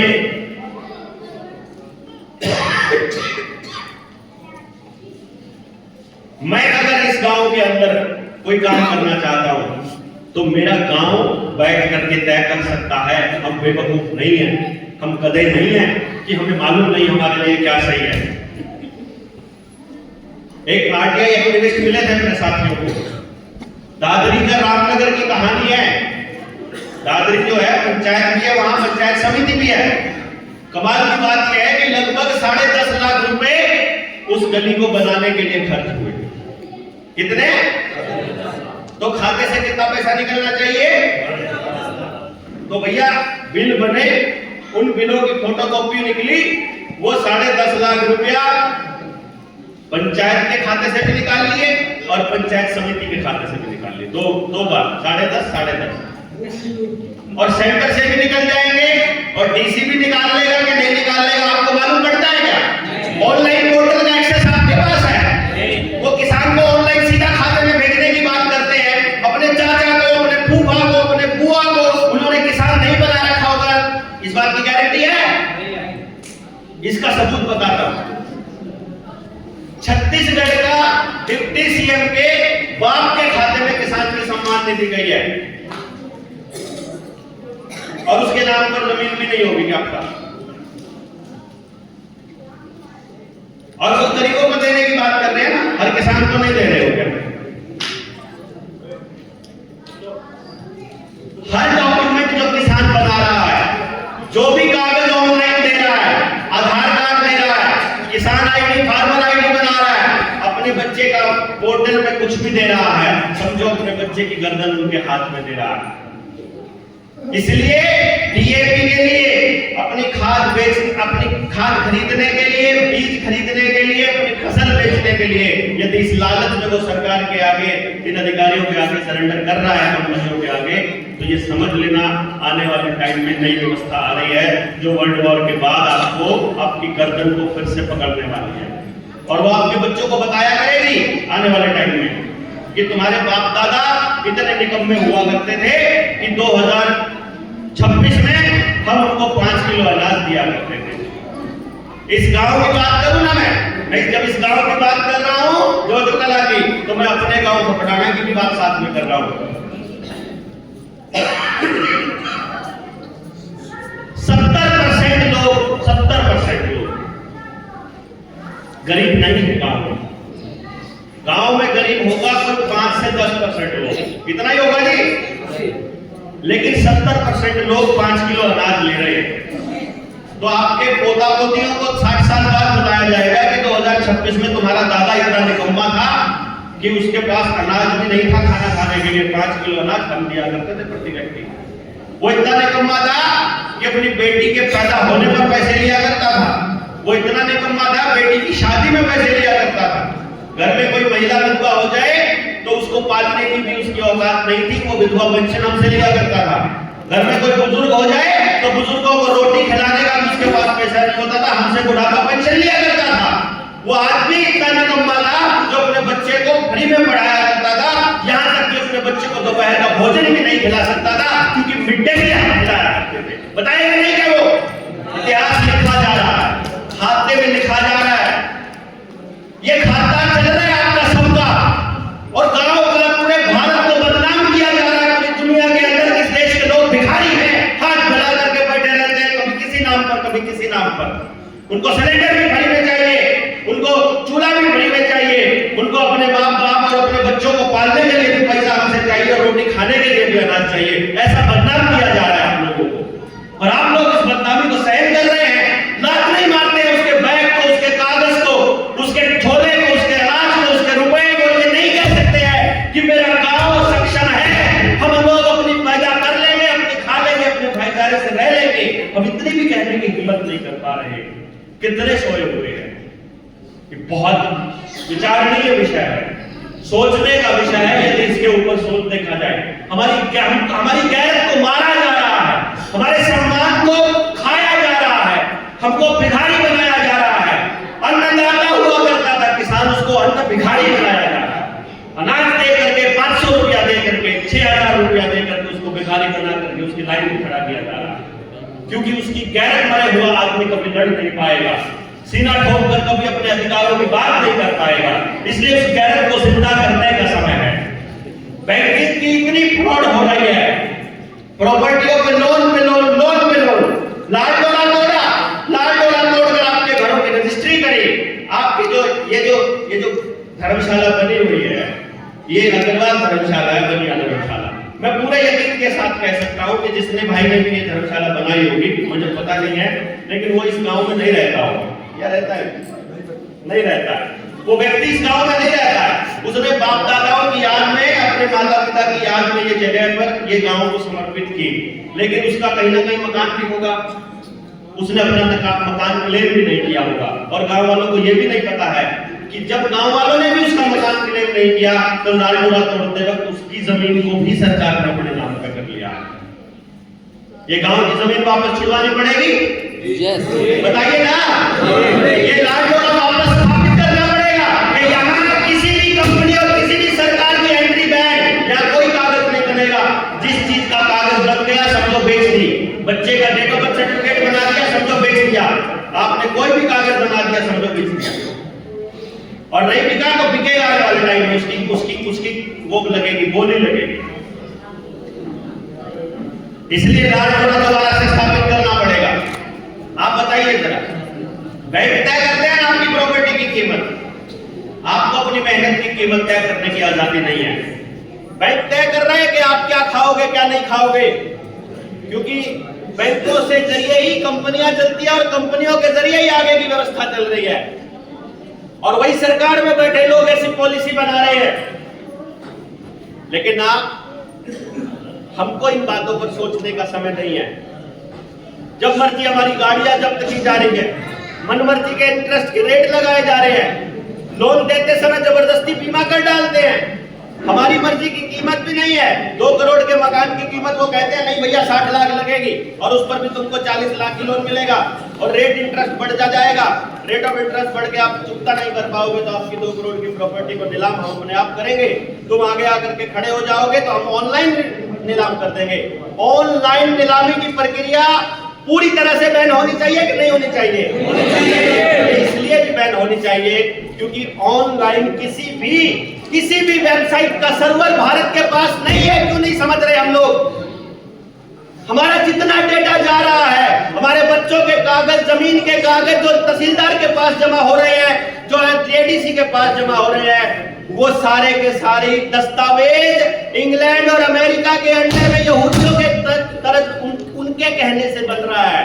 आपके पास कोई एक्सेस नहीं है, डीसी के पास कोई एक्सेस नहीं, तहसीलदार के पास कोई एक्सेस नहीं है, तो कोई सरपंच कोई तय नहीं करेगा गांव का आदमी। अगर आपने सारे कागज ऑनलाइन कर दिए तो जो वो तय करेंगे वही फाइनल होगा। आज के टाइम पर आपका अगर नाम की स्पेलिंग गलत हो जाए तो बोलेगा फार्मर आईडी नहीं बनेगी, क्योंकि यूनिक आईडी बन रही है। उस यूनिक आईडी के अंदर में आपको लपेटा जा रहा है। वकीलों की अपनी अलग ही टाइप की मनमानी चल रही है। वो कहते हैं ये तो केस चलेगा ही नहीं, हमारे साथ अन्याय हो रहा है, नहीं हो रहा है। वो कहते हैं जज की मर्जी है, अपनी मर्जी से चलेगा, मुंह मांगी फीस, कोई लिमिट नहीं है, जानकारी किसी को है नहीं। रुपए वाले मुद्दे पर चले जाए तो हमको बोलते हैं बलारा जी ड्राफ्ट बना के दे दोगे क्या, सिसोदिया जी ड्राफ्ट दे दोगे क्या, इसका क्या ड्राफ्ट बनेगा। डॉक्टरों की ऐसी मनमानी चल रही है, चले जाओ बीमारी में इतने टेस्ट लिख देंगे कि भैया करवाते करवाते थक जाओगे। हर टेस्ट के अंदर कमीशन, हर दवाई के अंदर कमीशन। दवाई लगनी है एक, बीमारी समझ में आ गई है, हम पूछते हैं डॉक्टर से 4 क्यों दी, वो बोला भैया उस एमआर का भी तो ख्याल करना है। ऑपरेशन की फीस मन मर्जी की, दूसरी फीस मन मर्जी की, आदमी मर जाता है, डेड बॉडी देने में भी, डेड बॉडी को भी 2 दिन तक लटका के रखते हैं आईसीयू के अंदर, बाद में पैसा देते हैं सब कुछ लूट जाने के बाद। जुडिशरी में जजों की मनमर्जी चल रही है, चल रही है कि नहीं चल रही है। नायब कोर्ट के साथ किस किस का वास्ता पड़ा है, किस किस का वास्ता पड़ा कोर्ट में पड़ा है, कभी पैसा दिया है वहां पर तारीख बढ़ाने का, आप खड़ा करो किसने दिया आज तक, हर बार देते हो ना तारीख आगे पीछे करने का। अब उस जज को, उस हरामी को ये नहीं मालूम है कि तेरे यार कुर्सी के बराबर में बैठाने के 200 रुपया लेकर के तारीख दे रहा है, ऐसा जज अपने साथ न्याय करेगा क्या, करेगा क्या बताओ। इस जुडिशरी सिस्टम के अंदर में आप आकर के अपने बच्चों को उनके हवाले करने जा रहे हो, अपना न्याय का सिस्टम हम नहीं बना पा रहे हैं, कैसे चलेगा। सबकी मिली भगत चल रही है, चाहे पुलिस है, प्रशासन है, बैंक वाले हैं, सबका। नेता की अलग हफ्ता वसूली है, एक बार एमएलए बन जाओ तो भैया मार्केट वालों से भी हफ्ता मिलेगा, दुकान वालों से भी हफ्ता मिलेगा, रेडी पटरी वालों से भी हफ्ता मिलेगा, माइनिंग चल रही है पत्थर की वहां भी हफ्ता मिलेगा, सोने की माइनिंग चल रही है वहां भी हफ्ता मिलेगा, हर टोल टैक्स के अंदर हिस्सेदारी हो जाएगी, हर कंपनी चलाने का पैसा देगी। ये नेता की अपनी दादागिरी चल रही है, पुलिस वालों के साथ अलग से सेटिंग नेता की अलग चल रही है, और वोट के टाइम पर पैसा दे करके वो ईवीएम में सेटिंग करके सब गड़बड़ हो रही है। मौसम में काम की अलग ही मनमानी चल रही है। वो कह रहे हैं भैया बारिश से बच के रहना, बारिश आने वाली है, वो पहले ही बता रहा है, आपका फोन आपका वो कंट्रोल कर रहा है। वो कह रहे हैं हम अपनी मर्जी से बारिश कर सकते हैं, वो अपने आप आसमान के अंदर केमिकल छिड़कते हैं, वो केमिकल जब हमारी फसलों के ऊपर गिरते हैं हमारी फसल रातों रात गर्म। कल ठीक थी, रात को बारिश हुई, अब आपकी बारिश हो गई है ना, आप जितनी सरसों यहाँ लगा रखी है ना यहाँ पे आपने, है ना, जितनी भी सरसों, आप एक हफ्ते के बाद बताना आपकी सरसों की हालत क्या हो है, क्योंकि आपको नहीं मालूम है। आसमान में बारिश से पहले जब मौसम बन रहा होता है तो वो एक सफेद सी लाइन आती है, जहाज के पीछे केमिकल डाल करके छिड़का जाता है, जिस जगह पर जो फसल हो रही है। अभी यहाँ हमारे हिमाचल के साथी है, मांटा साहब बैठे हुए हैं, संजीव भाई है, रोडू के इलाके से हैं, सेब का वहां बिजनेस है, सेब का किसान रहता है। आज के टाइम पर जब बर्फ की जरूरत थी वहां गर्म मौसम था, हिमाचल गर्म था, हरियाणा ठंडा चल रहा था। हम लोग जब गए वहां से, अभी आशीष गया पिछले हफ्ते, वहां गर्मी इतनी ज्यादा है और यहाँ पर ठंड हो रही है। जहां ठंड चाहिए वहां गर्मी हो रही है, जहां बारिश नहीं चाहिए वहां ज्यादा बढ़ रही है, जहां चाहिए वहां नहीं हो रही है। ये मौसम विभाग अपने आप से डैम बना करके पानी रोक करके क्लाइमेट चेंज का प्रोपेगेंडा चला रहा है। अगर वहां पार्लियामेंट में बैठे लोगों को ये नहीं पता है कि भैया ये एक आदमी एक कार लेके चल रहा है, ये तो अगर इनकी गाड़ियां अगर पोल्यूशन फैला रही हैं तो 10 लोग 50 लोग जो 50 कारों में निकलते हैं, इन 50 लोगों के लिए एक बस का अरेंजमेंट तो हो सकता है कि नहीं हो सकता है? हो सकता है ना। अगर अच्छी बसें हो, हमारी सामुदायिक बसें हो, समाज की बस हो और टाइम पर चलती हो, टाइम पर पहुंचती हो, कोई आदमी गाड़ी नहीं निकालेगा। ये सिस्टम को भी पता है, जानबूझकर वो रेलवे के अंदर, उस बसों के सिस्टम के अंदर जानबूझकर कीमतता नहीं लाते हैं ताकि उस विभाग को भी बेचा जा सके, ताकि उसको भी कॉर्पोरेशन को दिया जा सके, आगे कंट्रोल किया जा सके और आप लोगों को अपनी ऊर्जा उन चीजों को खरीदने में लगाई जाए। गाड़ी कहेंगे 10 साल में तो कुछ भी नहीं बिगड़ता, लेकिन वो कहते हैं कि तो बेस्ट हो जाएगा। एक यूनिक सिस्टम आ रहा है, आपको नहीं पता है। ये जो आप अपने मोबाइल में स्कैन करते हो ना पेमेंट करने के लिए, बटन दबा करके कैमरा खुल जाता है और फिर पेमेंट में यूपीआई आता है, ये बारकोड का सिस्टम है। ये आपकी हर चीज के साथ आ रहा है। सड़क के ऊपर लग रहे परियोजना के अंदर बारकोड आने लग गया है कि बारकोड स्कैन करो, इसके बारे में जानकारी मिल जाएगी। आने वाले टाइम में आपकी सारी जानकारियां बारकोड में आ जाएंगी। रेल में एंटर करना है, टिकट खरीदने की जरूरत नहीं है, मोबाइल में ऐसे खोलो, बारकोड स्कैन करो, स्कैन करते ही वहां पे आ जाएगा लाल रंग। क्या बात भाई? वो बोलेगा कल जोजू कला में तुम लोग इकट्ठे हो रखे थे इसलिए तुम्हारा एंट्री बैन, कल तुमने सरकार के खिलाफ एक बात बोली थी इसलिए तुम्हारी रेल में एंट्री बैन, अब तुम एंटर नहीं कर पाओगे, तुम साइड में हो जाओ, पुलिस वाला अपने आप पकड़ के साइड में करेगा। कम्युनिटी टॉयलेट इस्तेमाल नहीं कर पाओगे। बसें सब प्राइवेट होने वाली है, जो वहां से चलती है ड्राइवर वाली जगह से बटन दबता है खिड़की खुलने बंद करने का, आप यहाँ बंद नहीं कर सकते हो और वहां पर बारकोड होगा, ट्रैवल ही नहीं कर पाओगे, आपकी गाड़ी स्टार्ट ही नहीं होगी। नई गाड़ियां किसके पास है? 2025 के बाद की गाड़ियां, 24 के बाद की सब ऑटो किल स्विच है ना उसके अंदर। ऑटो किल स्विच का मतलब ये है कि कंपनी में बैठा, पुलिस में बैठा, आरटीओ में बैठा आदमी वहां से बटन दबाएगा और आपकी गाड़ी स्टार्ट ही नहीं होगी। गाड़ी आपकी स्टार्ट नहीं होगी, रेल में आपको चढ़ने नहीं देंगे। क्यों? क्योंकि तुम लोग सरकार के खिलाफ बोल रहे थे, तुम लोग अपनी व्यवस्था में आ गए थे, तुम सच्ची बात बोल रहे थे, तुम गुलामी को स्वीकार नहीं कर रहे थे, इसीलिए तुमको ये सब करना पड़ेगा। इसलिए इस ऑनलाइन के गेम से पीछे छुड़वाना बहुत ज्यादा जरूरी है। एयरपोर्ट के ऊपर जो चल रहा है, समझो वही चीज हर जगह लगाने की तैयारी चल रही है।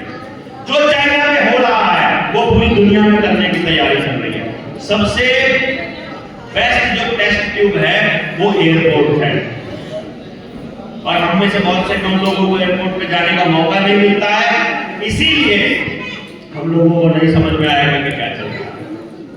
वहां आपके चेहरे से आपने एंटर किया, एंटर करते ही passport number, driving licence number, कितनी बार ट्रैवल किया है, कहां से हो, कि पिछली बार कब आए थे, कहीं किसी के साथ बदतमीजी तो नहीं की थी, कितनी एफआईआर इसके नाम पर है, कितना ट्रैवल करता है, खाते में कितना पैसा है, अनाज कितना देता है, जमीन कितनी है, घर में कितने लोग हैं, कितने कमाने वाले हैं, कितने भिखारी हैं, सबकी डाटा उनके पास है। सिर्फ आपका फोटो कैमरे में आना चाहिए। इसीलिए हर पंचायत को सीसीटीवी कैमरा लगाने की दिशा में आगे बढ़ाया जा रहा है। हर सड़क के हर कोने के ऊपर सीसीटीवी कैमरा लगाने की तैयारी चल रही है। हर चीज को ऑनलाइन आपके आधार के साथ जोड़ा जा रहा है। आने वाले टाइम में आपका चेहरे का स्कैन ही आपकी सारी जानकारी दे देगा, आधार कार्ड की भी जरूरत नहीं पड़ेगी। और वो डेटा इसीलिए आपको हर 5 साल में 10 साल में अपडेट करने की बात बोल रहे हैं।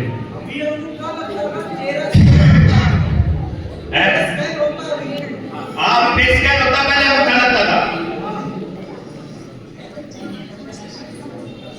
वेलफेयर के लिए जितना फंड एलोकेट हो रहा है सबका सब फर्जीवाड़े में जा रहा है।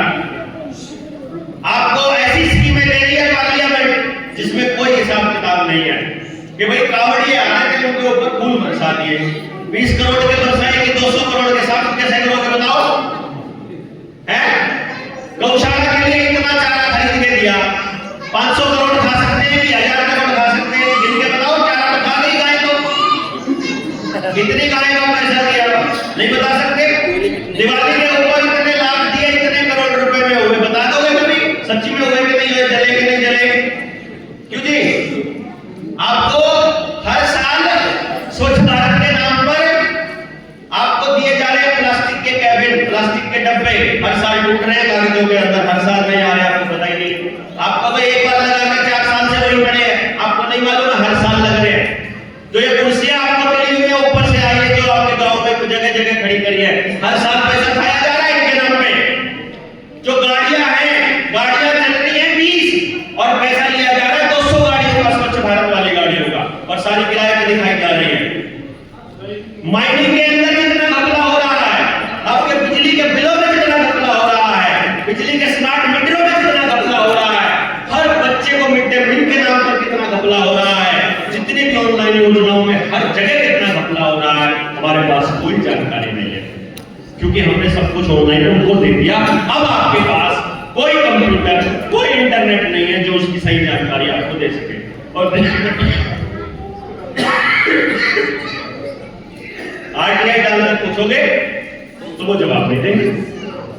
बताओ कैसे पता करोगे कि आपके बाप दादाओं का आपका लगाया हुआ पैसा कहां जा रहा है? पता लगेगा? कोई डिपार्टमेंट है जिसमें आपकी सुनवाई हो रही है? कोई अफसर है जिसके पास समय है आपके लिए? तो किस लिए बिठाए भाई? पता ही नहीं है। डॉक्टर इलाज नहीं कर रहा है, मास्टर जी पढ़ा नहीं रहे हैं, वकील न्याय के लिए बात नहीं कर रहा है, जज भ्रष्टाचार नहीं रोक पा रहा है, सब के सब सिर्फ लूटने पर लगे हुए।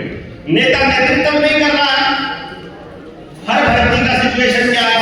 ठेके पर लगा लो, ठेके पर लगा लो, ठेके पर लगा लो। अरे भाई, अगर इस देश की जनसंख्या 140 करोड़ है तो हिसाब लगा करके ये पता लगाया जा सकता है कि इस गांव की, अगर हम झज्जू की बात करें, पता लगाया जा सकता है कि कितने बच्चे बेरोजगार हैं। ये पता लगाया जा सकता है कि आने वाले टाइम में कितने बच्चे किस उम्र में कितने बड़े कब हो जाएंगे, कब किसको किस चीज की जरूरत पड़ेगी। गांव मिलकर तय कर सकता है कि नहीं कर सकता है? लेकिन कोई सिस्टम नहीं है बात करने का। तो फिर अगर सबको चाहिए तो प्राइवेटाइजेशन की जरूरत क्या है? जब हमेशा गांव रहेगा, हमेशा लोग रहेंगे, हमेशा बच्चे पढ़ेंगे, हमेशा ही रहेगा, तो पक्के कर्मचारी लगने चाहिए कि कच्चे लगने चाहिए? वो प्राइवेट कंपनी का होना चाहिए कि वो हमारा होना चाहिए भवन? हमारा। लेकिन नहीं जी। मीटर के कनेक्शन के ऊपर, सड़क के हालातों के ऊपर, एक्सीडेंट्स को लेकर, अस्पताल में लापरवाही से हो रही मौतों को लेकर कोई जिम्मेदारी नहीं। वैक्सीन से कितने लोग मर रहे हैं? कोई जिम्मेदारी नहीं। केस निपटान में देरी हो रही है, कोई जिम्मेदार नहीं। सालों साल न्याय की उम्मीद में बैठे रहते हैं, कोई जिम्मेदार नहीं। बीफ एक्सपोर्ट में हम पहले नंबर पर आ गए हैं, कोई जिम्मेदार नहीं। किसान आत्महत्या कर रहा है, हमारे बच्चों को रोजगार नहीं मिल रहा। जानबूझकर नहरों के अंदर फैक्ट्रियों का गंदा पानी छोड़ा जा रहा है ताकि एक्वाटिक एनिमल बच सके। जानबूझकर बोर करके नीचे का पानी खराब किया जा रहा है ताकि हमको टूटी का पानी पीने के लिए मजबूर किया जा सके, ताकि आधार कार्ड वाली व्यवस्था के अंदर आ जा सके। फैक्ट्रियों का पोल्यूटेड चीजें हवा के अंदर जानबूझकर मिलाई जा रही है। हर 10 गांव के ऊपर एक इथेनॉल प्लांट, एक पावर प्लांट, एक शुगर मिल, एक फैक्ट्री, एक डंपिंग यार्ड या एक गंदगी का माहौल बनाया जा रहा है ऊपर से जहाज से देख करके। लोकल रोजगार बिल्कुल खत्म होने हैं। पानी बिक रहा है, पानी का बिल आने लगा है, दवाइयों में मनमाने रेट है, खाने के सामान में मिलावट है, डिब्बाबंद पदार्थ तो जितने भी हो रहे हैं सबके साइड इफेक्ट का पता होते हुए लागू है। कौन कितने डंगर पाल सकेगा इसका भी निर्णय वो लोग कर रहे हैं। मोबाइल का स्पेक्ट्रम हमारे दिमाग को कितना खराब कर रहा है, प्रजनन क्षमता के ऊपर कितना असर पड़ रहा है, मानव मस्तिष्क पर कितना असर कर रहा है, इसकी कोई रिसर्च नहीं हो रही है। डाक विभाग खत्म हो रहा है। अलग अलग प्लेटफॉर्म के ऊपर आप चेक करोगे इस देश में, वोटर लिस्ट चेक करो, पंचायती राज का डाटा चेक करो, एजुकेशन में स्कूलों का डाटा चेक करो, वेलफेयर स्कीम चेक करो, जनगणना चेक करो, आपको हर जगह हर गांव की जनसंख्या, हर गांव के लोग, हर गांव के अभ्यर्थी अलग अलग नजर आ रहे हैं। नकली खाद, बीज, दवाई, इससे जो फसल नष्ट हो रही है, किसान बर्बाद हो रहा है, कोई मतलब नहीं। डायरेक्ट एनर्जी वेपन, गोली, लाठी, जो हमको चाहिए आंदोलन कर रहे हैं, कुछ नहीं मिल रहा, जो हम नहीं मांग रहे वो जबरदस्ती हमारे उसमें थोपा जा रहा है। हमारी जमीन हमारी मर्जी के बिना ली जा रही है भूमि अधिग्रहण के नाम पर। और मैं ये बात बोलता था, जो मैंने बात शुरू की थी, मैं वो एक बार पूरी कर लूं कि भैया अगर आपने ये मान लिया है कि जमीन किसान की है, तो जमीन को एक तो मुआवजे के रूप में भारतीय रुपया मांगना है किसान ने, और दूसरी चीज जो मांगनी है प्रॉफिट में हिस्सेदारी मांगनी है। आपके बच्चे आज जमीन छोड़कर चले जाएंगे, यकीन मानिए 30 साल बाद उनके बच्चों को नहीं पता चलेगा कि जमीन कभी हमारी हुआ करती थी। ऑटोमेटिक कंपनी के नाम ट्रांसफर रहेगा। यहाँ चरखी दादरी के आसपास मैंने एक ऐसी जमीन देखी है जो कभी किसी प्राइवेट कंपनी को अलॉट हुई थी, आज वो खाली पड़ी हुई है। जो बाप दादाओं को 99 इयर्स के मतलब बाप दादाओं ने 99 इयर्स के लिए लीज में दी थी, अब उन बाप दादाओं के औलादों को नहीं पता ही हमारी है। और तहसीलदार के साथ सेटिंग करके वो जमीन सरकार अपने नाम कर लेगी। CCTV camera, online documentation, storage, public private partnership, सरकारी खर्च पे प्राइवेट मौज हो रही है। जमीन हमारी, पैसा हमारा, एयरपोर्ट बन गया, रेलवे बन गया, डाकखाना बन गया, बस स्टैंड बन गया, बसें आ गई, उसके बाद प्राइवेटाइज कर दिया। जब तक वो खर्च हो रहा है जनता का पैसा, और जब आमदनी देने लगे तो प्राइवेट। शराब के ठेके, प्लास्टिक की फैक्ट्रियां, तंबाकू की फैक्ट्री, सब सरकार कर रही है, कह रही है इससे रेवेन्यू मिलता है। अब आप बता दो, अरे अभी तो मैंने शुरू भी नहीं करा, सोचो आप। लेकिन मैं नहीं चाहता कि आप लोग इस मसले पर जाएं। मैं एक आपसे रिक्वेस्ट करता हूं, जितने लोग यहाँ बैठे हुए हैं, यदि आप समाज के अंग हो तो जनता सरकार मोर्चा का मानना यह है कि एक भी अंग को छोड़े बिना आप तरक्की नहीं कर सकते। सॉरी, एक भी अंग को छोड़कर आप तरक्की नहीं कर सकते। क्यों?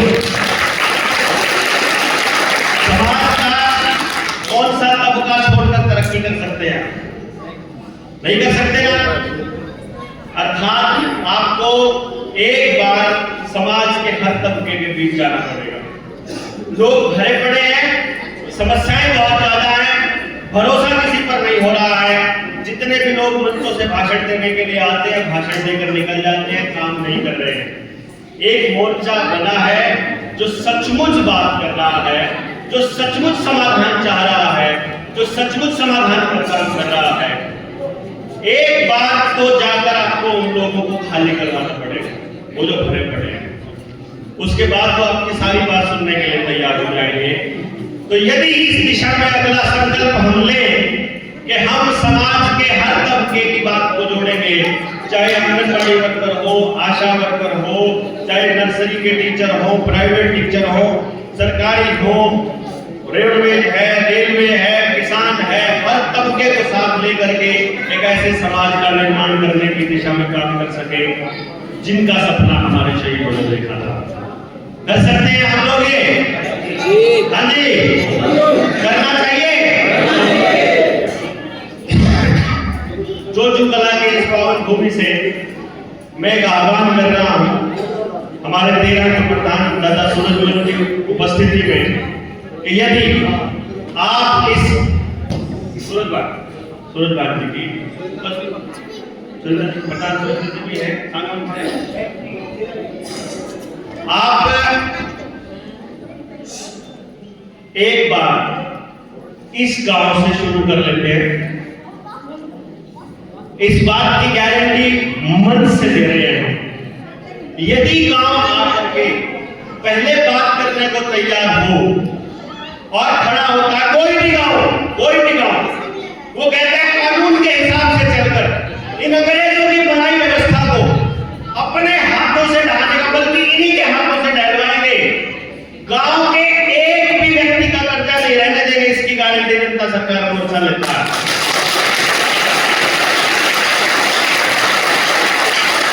एक भी बालक बेरोजगार नहीं होगा, ऐसी शिक्षा व्यवस्था स्थापित की जा सकती है।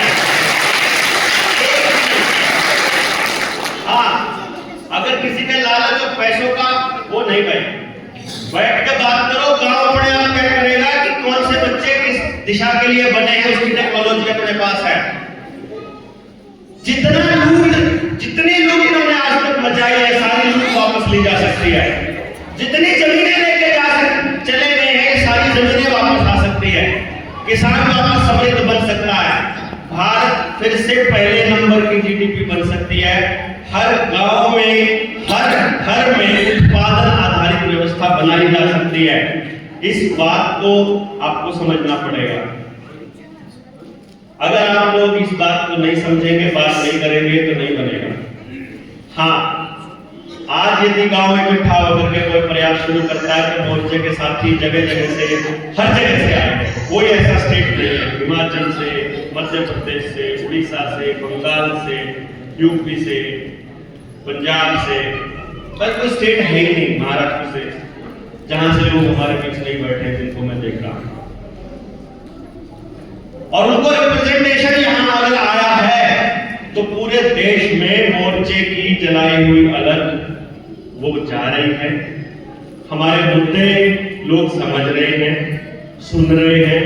हाँ, क्योंकि मटेरियल इतना है।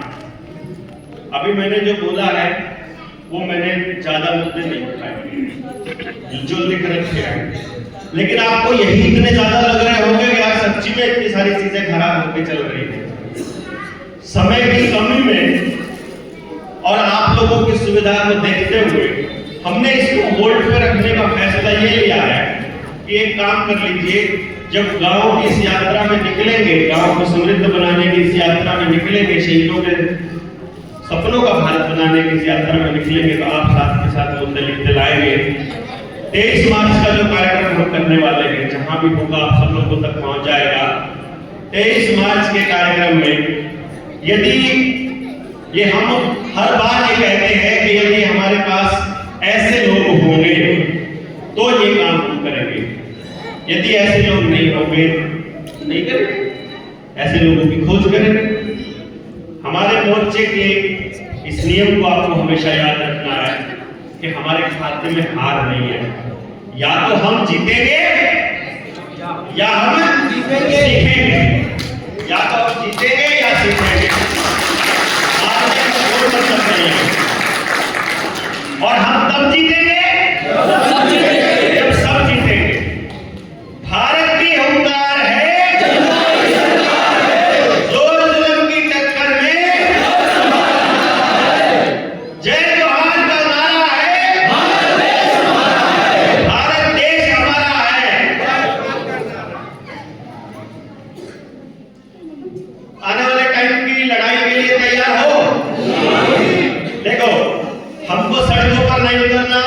सरकारों का कोई विरोध नहीं करना।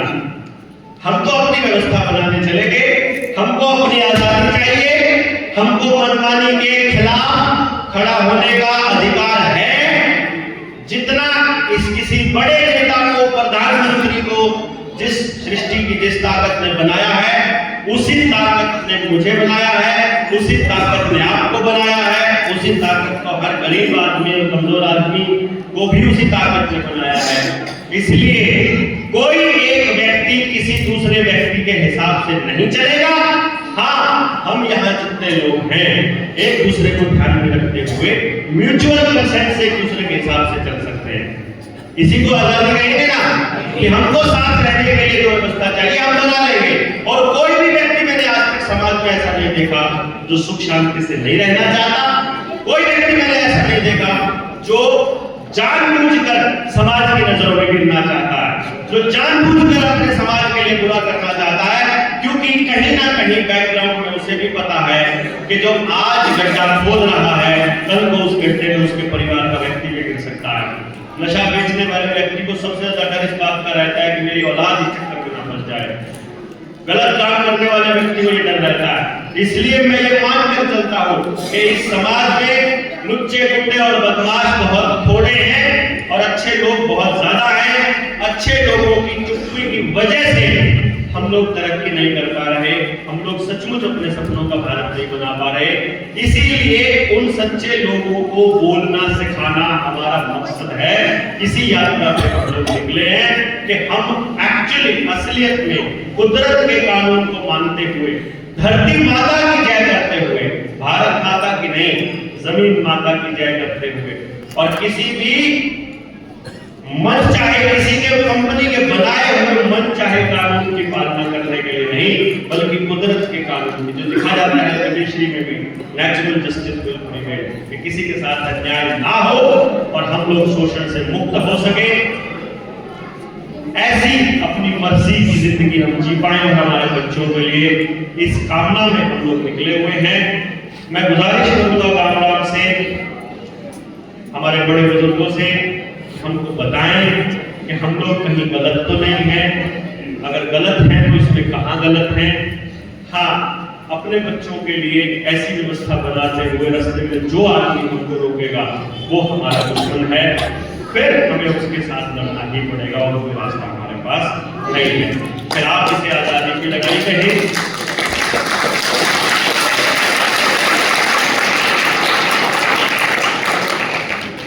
आप इसे ज्ञान युद्ध कहें, समझ हो जाएगी, समाधान हो जाएगा।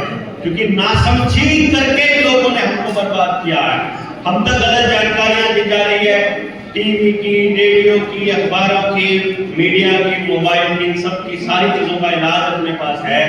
बशर्ते कि एक बार हर गांव में कम से कम 10 लोग इन मुद्दों पर समझ रखने वाले हमारे साथ हो, ताकि हम पूरे गांव को ये समझा सके, बता सके कि अपनी व्यवस्था को कैसे क्रम वाइज बनाना है।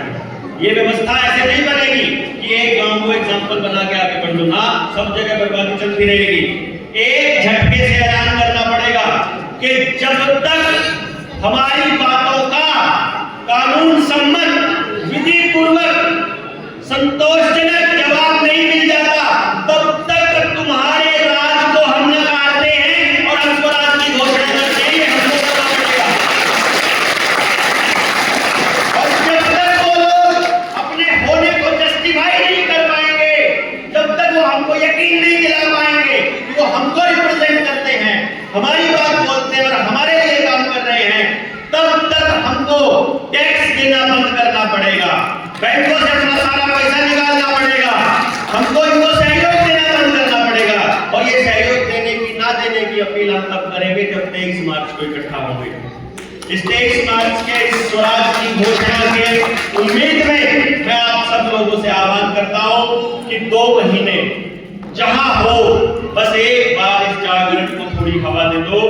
सब कुछ लुट रहा है, मेरे गांव सब उजड़ रहे हैं, बच्चे गांव छोड़कर भाग रहे हैं, परिवार टूट रहे हैं, बहुत ज्यादा व्यवस्था खराब होने की दिशा में बढ़ी हुई है। जंगलों में आनंद खानत में आग लगाई जा रही है, कटरों से लेकर के लाखों पेड़ काटे जा रहे हैं, आसपास हाइब्रिड पौधे दिए जा रहे हैं, पशु पक्षी गायब होते जा रहे हैं। ये जगह तो बहुत फिर भी हमारे भारत को रिप्रेजेंट करने वाली जगहों में शामिल है, वरना उधर करनाल के एरिया में जाओ तो सिर्फ कंक्रीट के जंगल बचे हैं और घरों में बूढ़ा बुढ़िया अकेले पड़े हैं, बच्चे या तो शहरों में शिफ्ट हो चुके हैं या अमेरिका, कनाडा, बाहर ऑस्ट्रेलिया जा चुके हैं। ऐसा भारत की परिकल्पना नहीं की थी जहां हर व्यक्ति शरणार्थी हो जाए। हमने संकल्पना की थी कि मैं अपनी जड़ों से जुड़कर रहूं, मेरी संतानें भी जड़ों से जुड़कर रहें। यदि मेरा गांव मेरे बच्चे को खिला नहीं सकता तो कोई और धरती नहीं खिला सकती, इसलिए मुझे मेरा गांव मजबूरी में ना छोड़ना पड़े।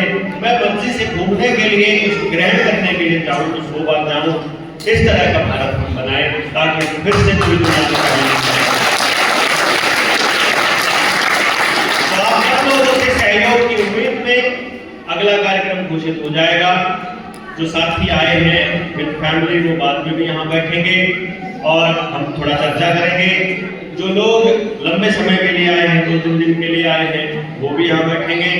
जो अगले कार्यक्रम की घोषणा होगी कि हम लोग हिसार में शुरू करेंगे या यमुनानगर में, वो भी आपको बता देंगे। लेकिन हमें किसी ना किसी गांव में कभी भी जाकर के बात करने का हुनर आ ही गया है, अब हमें बात करने से कोई रोक नहीं सकता है। नेक्स्ट स्टेप पर हम अगली ट्रेनिंग में बढ़ेंगे और उसके बाद फिर से इकट्ठा होंगे। इस उम्मीद में आप सब लोगों ने जो भी इस कार्यक्रम को आयोजन करने के लिए प्रयास किए हैं और आप यहाँ उपस्थित हुए हैं, आप सबका तहे दिल से धन्यवाद। जय हिंद, जय भारत, जय बिहार।